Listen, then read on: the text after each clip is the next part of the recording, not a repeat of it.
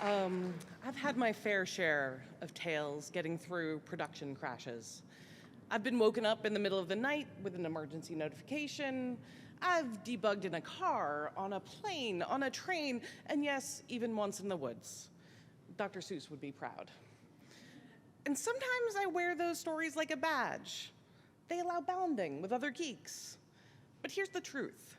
Those crashes weren't building grit. They were system failures. Expensive, exhausting failures. Let's not confuse suffering with strength. Think back to the consoles we grew up on, or, well, some of us. Granted, my gaming tech was always years out of date. Like original Zelda, original Mario, Oregon Trail. There were no saves, there were no checkpoints. If you died, you started over. It was about memorization and survival. Brutal and unforgiving. Show of hands, who has ever rage quit Mario? Yeah. Then saves arrived. Memory cards, checkpoints, cloud sync. Suddenly, you could explore. You could try bold strategies. You could put the controller down and eat dinner and come back to the game you were already playing. Saves made games more fun. They made them more inclusive. And yeah, hardcode modes still exist. They're called survival and permadeath and nightmare and masochist mode. These are fearsome words, fun if you choose them, but not exactly how you want your job to feel every day. And yet, when we don't conscientiously build safe systems and culture at work, we're basically handing our employees hardcore mode by default. I spent 15 years running a small but high-end digital development agency. And in those startup years, I got interrupted all hours. Nights, vacations, mid-flights. I'm pretty sure I've done troubleshooting from a ski lift. It was absurd, and it became really clear. If I didn't prioritize building safety nets, I was gonna keep getting woken up. So we did it. One-click rollbacks we actually tested, failover servers that we pushed to fall over when it was quiet, tasks baked in. We really designed for my selfish desire for sleep. And the funny thing was, when we protected our time, we delivered better work. Our clients were happier, and so were we. After I retired from my company, I joined NAMI, the National Alliance on Mental Illness. NAMI is the nation's largest grassroots mental health organization. We support millions of Americans, individuals, and families affected by mental illness so they can build better lives. And we do it in a federated network with more than 600 state and local organizations, each with their own needs, systems, and challenges. At NAMI's national office, I lead information systems. That encompasses 4 very different teams: sysadmin, learning systems, Salesforce, and engineering. And across the teams I've led, I've seen the same thing. When people feel safe, they experiment. They try new things, they grow. When they don't, they shrink back. They go into survival mode. Unsafe systems don't just risk uptime, they hurt people. I once had a tech firm owner tell me they hadn't taken an off-the-grid vacation in years because they were the only ones who knew the systems. That's not resilience, that's a hostage situation. And technical debt, it always charges interest. And that APR is brutal. It's unpredictable. Biology backs this up. Stress produces a hormonal reaction. Cortisol surges literally impair the prefrontal cortex. That's the part of your brain that solves problems and remembers things. Under stress, your brain narrows. Your view of the problem and potential solutions shrinks.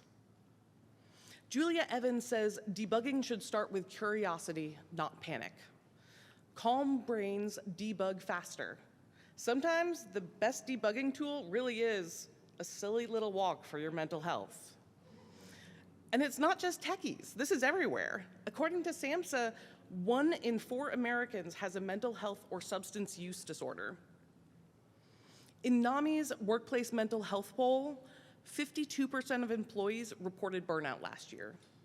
25% considered quitting because of work's impact on their mental health. And a quarter don't know if their employers cover mental health benefits. So when we talk about unsafe systems, there is a human cost. So what does safety actually look like? I would argue it has 3 layers: infrastructure, process, and culture. Infrastructure safety isn't just staging servers, it's designing for failure. When we added real alerting at NAMI, we discovered critical software was, I hate admitting this, 4 years past end of life. Painful, yes, but survivable. Infrastructure resilience isn't about never failing, it's about bouncing when you do. There's plenty of things you can do to increase infrastructure safety. Observability, automated rollbacks, progressive delivery. Hey, there's a book on that. SLOs, guardrails, all the jargon. But here's the real point. In complex systems, failure is inevitable. Resilience comes from cushions. And on the process side, every team needs cheat codes for bad days, deploy playbacks, blameless postmortems, chaos experiments. They aren't bureaucracy. They don't stop failure, but they're what keep mistakes small and survivable. Heck, when we got into a basic habit of always trying to conversationally jot down learnings after failure, it paid off. Months later, we hit the same issue, panic was rising, people are floundering, and then someone quietly pulled up the Slack eternal record. We had the notes. Suddenly, we weren't improvising. We solved it faster. Because we had breathing room, we took the time to automate a check so we'd not have to rely on that one person's memory if it happened again. That's process safety. Documentation, runbooks, drills, postmortems, not as paperwork, but as muscle memory. Without process, you reinforce panic. With process, your team rehearses recovery, calmly, repeatedly, so when real-life crises hits, cortisol levels stay low and clarity stays high. Systems teach culture. If the system punishes falling, people stop climbing. But if the system has safety nets, people climb higher.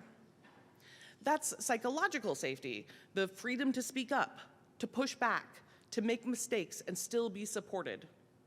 Google's Project Aristotle found it's the #1 factor in effective teams, yet too often, we never actually train people how to create it. Postmortems turn failures into lessons, but we also need the flip side. The resilience replay, a short celebration of the boring deploys, the saves, the quiet successes. What pieces came together which truly allowed for a seamless release? Because when you shine a light on what went right, people learn to repeat it. And some of you may remember my talk from a past Monktoberfest where I told you about Steve Money, where the exact same requests got better responses when I sent them under a masculine alias. That was a workaround to improve outcomes for my company when we had to interface with unsafe systems. Cultural safety means nobody should ever feel like they need a Steve to be heard. Sorry, Steve. And I do need to give a quick plug to an initiative of NAMI's. Our Stigma-Free Workplace Initiative gives organizations practical tools across 3 areas: awareness, culture, and access. So teams can share a language, leaders normalize help seeking, and people can actually find care. Because safety isn't just technical, it's cultural. I've told you about some of the safety nets I've worked on, but when I sat down to write this talk, I really struggled on what suggestions to make. Because the hard question is, how do I help you improve these patterns in your own unique environment? How would I even know? I don't know your maturity. Some of you are in highly regulated enterprises. Some of you are in startups. You're working in different ecosystems at different maturity levels with different cultures and different management. So if I had to give one piece of advice on where to start, it would be this. Start with your people. Ask your people what stresses you out. What's the Slack message you dread seeing? What's the one thing you wished worked better right now because it leaves you exposed? Interrogate yourself too. And make sure you're documenting the fire drills, the deer in the headlights Slack thread, the recurring emergency tickets. Those are your guideposts of where to improve. And don't forget, some wins are really simple. 75% of employees say it's appropriate to talk about mental health at work, but a quarter don't know if their companies offer mental health benefits. And the majority of all employees find all mental health topics useful. So read the handbook, know your employee assistance program, make sure managers know how to point to it. Sometimes the biggest fixes aren't technical at all. And let me be honest, this is hard work. It can sound like I'm just saying, just add surveys, run books, celebrate boring deploys, you'll be fine. But that's not how it goes. It's grueling work to make technical debt visible, to fight for every nickel of investment in the boring, invisible work that keeps systems safe. And the irony is, that is exactly the kind of work that gets pushed aside when emergencies hit. Every fire drill steals time from the foundation, which makes the next fire all the more likely. Nobody throws a parade for refactoring. Nobody high-fives you for patching the unglamorous stuff. Most of the time, it isn't even seen. But that's the real grit, the discipline to get the boring done. If you carve out that space, if you protect your team's time, something starts shifting. People suggest more improvements. They buy in more. They take even more pride in their craft. They build with confidence because they trust the foundation under them. I've seen this at startups, nonprofits, enterprises. The pattern holds. When people can depend on safety, they give more of themselves. They build better. That's why I keep pushing, even when it's invisible, even when it's not respected, because building systems that lower cortisol, that make crises survivable instead of catastrophic, is some of the most impactful work that I feel like I can do. It's slow, it's heavy, but it pays off. And people eventually get to feel that, and they join you. And that kindness isn't just fluff, it's fiscal. Mental health protections, just like system protections, make organizations richer and more resilient. A global Lancet psychiatry study found that every dollar invested in employee mental health yields a $4 return. 4 to 1. That's ROI we'd all love. So we'll always share our scars. They're human, they connect us. But let's also celebrate the saves. The bug caught before happy hour. The deploy so boring we forgot it happened. Because the best deploy is the one that still lets you make happy hour, or at this point in my life, bedtime. At NAMI, we say mental health matters everywhere. In tech, it matters because safe systems build thriving teams. So here's a toast, although I don't have a drink, to safe teams, to systems that catch us, to leaders who value peace of mind. Let's remove hardcore mode from our day jobs. Cheers.